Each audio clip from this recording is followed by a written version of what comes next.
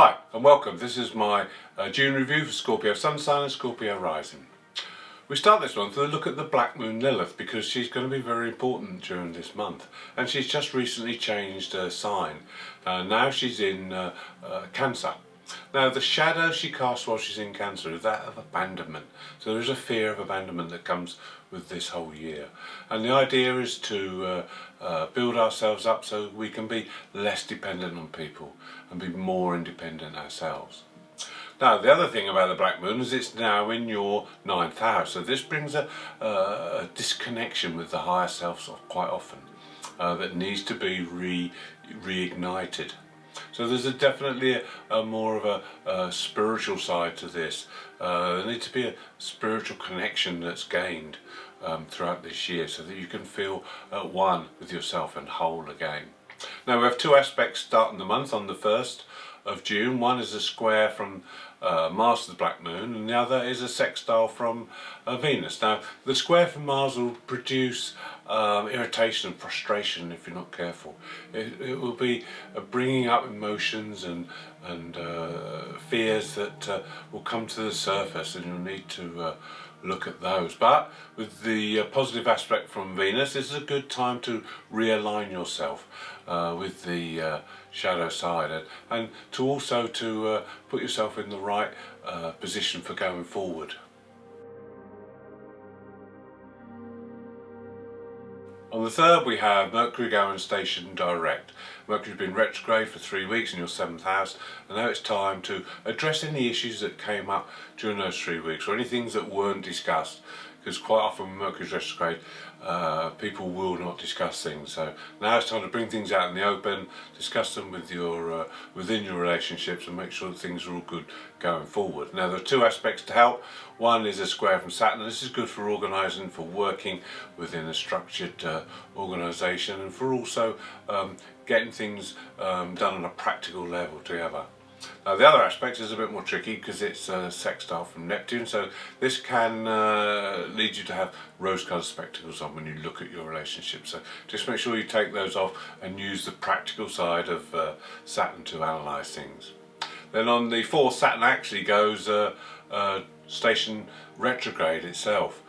This is in your 4th house. So over the next coming 4 months, it's time to look at the home to find out where there may be improvements you can make within the home, not only to the physical home but also to the home environment, to make sure it's a sound and comforting place for the family to be. Also on the 4th there is a conjunction between Pallas Athena, the asteroid, and Uranus. Now with these two being in your 7th house, this could cause dramatic changes in the social side of relationships. You won't be probably directly involved unless you have a planet at 16 degrees of Taurus, if your Sun is at 16 degrees of Scorpio, or you have planets in Leo and Aquarius at the same degree. Then it will affect you on a greatly personal level. The other thing that's happened is on the 5th we have the Sun making a positive aspect to Chiron. Now Chiron is in the 6th house of health.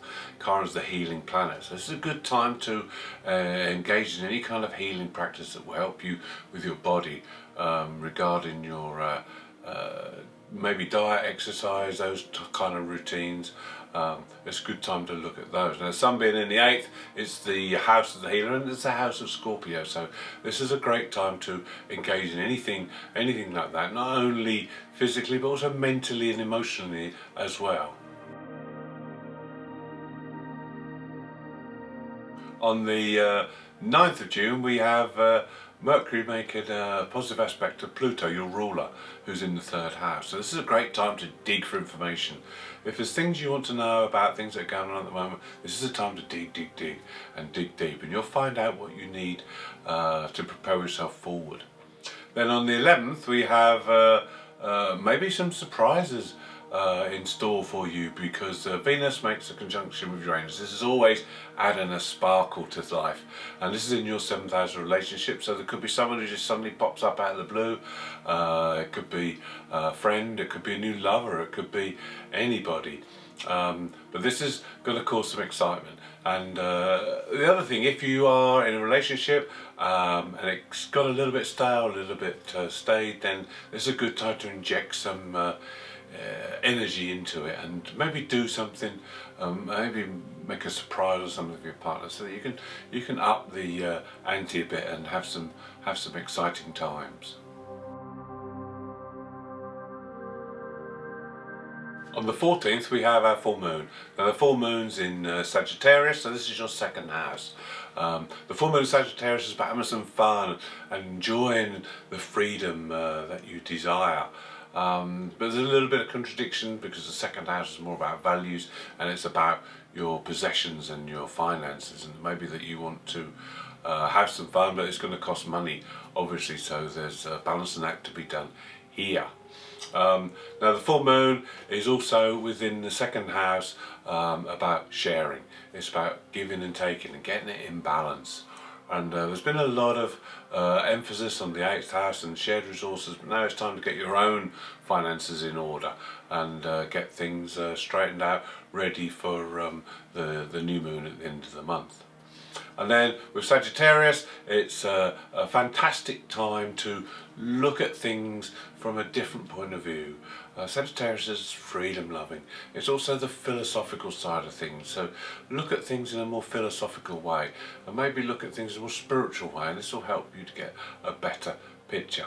Now there's also a conjunction between Mars and Chiron. We spoke about Chiron in that 6th house, where it can help you with your health, your diet, your exercise. This will give you the impetus, this Mars aspect will give you the impetus to actually do something about it now. And maybe you'll be spurred on by your past experiences. On the 15th there's a positive aspect between the Sun, who's in the 8th house, the house of Scorpio, and Saturn in the 4th. So if you are doing work with around a home, it's good to keep it within the organised structure and framework. Don't go outside the borders, so to speak. And then on the 16th we have a fantastic triple conjunction in the 7th house of relationships. So this is great. This could mean that someone could suddenly appear in your life. We spoke about this a bit earlier. There's a karmic connection. There's a reason for this if they do, and it could help you and guide you forward in the future. It may not be a relationship, it may just be someone that's passing, but they could have a massive impact on your life. We have Venus, we have Pallas Athena, and we have the Moon's North Node. This is how this all comes about. But also it's great for working with others, because Venus will bring other people to you. Pallas Athena, you can use your wisdom, your strategic thinking and your discipline, and with the Moon's North Node it opens up doors. It's that spiritual way forward. So this could be a fantastic opportunity coming your way. Venus makes 2 aspects on the 18th. It's a good time to review your relationships. The first is square to Saturn, so it's good to sit down and decide who does what and when it should be done, and get things all organised in that way. Now there is also an aspect from Neptune. This could give you rose-coloured spectacles when you see your relationships. So just take those off and look at things in the cold, hard, practical light of Saturn. Then on the 19th, Jupiter's active with a square to the Black Moon Lilith. Now we spoke about this earlier. There'll be emotions, desires coming from the surface to the surface with this aspect. But with Jupiter being in the 6th house, it's time to get organised. There's also an aspect from Mercury, so it's time to plan, organise, and get your health, your work schedule, everything organised to a T, so that everything will then run smoothly going forward. On the 21st we get to the summer solstice, and I can't believe we'll be halfway through the year already.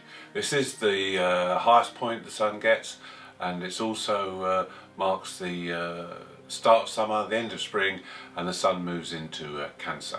It's also going to be a very intense, passionate day for you Scorpios, because Venus makes a positive aspect to Pluto, your ruler. This is going to increase the emotional intensity and desire. Then on the 23rd, Venus pops into Gemini. and it changes the influence because this is the 8th house, and there'll be yes, a lot of communication within relationships still, but this will be more about the practical side and the resources side, money side. So it could be time to plan your joint budgets for the rest of the year. On the 27th we have Mars making an aspect to Saturn. Now, this is very good for organisation around the home with Saturn in the 4th, and also at work and within your daily routines with Mars being in the 6th.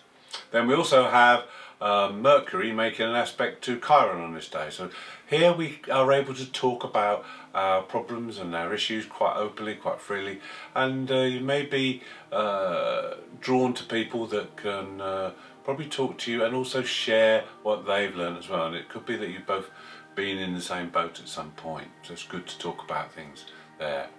Then on the 28th we have our second planet going station retrograde, and this time it's Neptune. Neptune's in your 5th house, so while Neptune's retrograde we can work with the energy, and this is a good time to work with compassion and understanding for children, also to be a spiritual guide for children, and also to use your creativity in a positive way, making sure that with Neptune you also develop good morals within love relationships.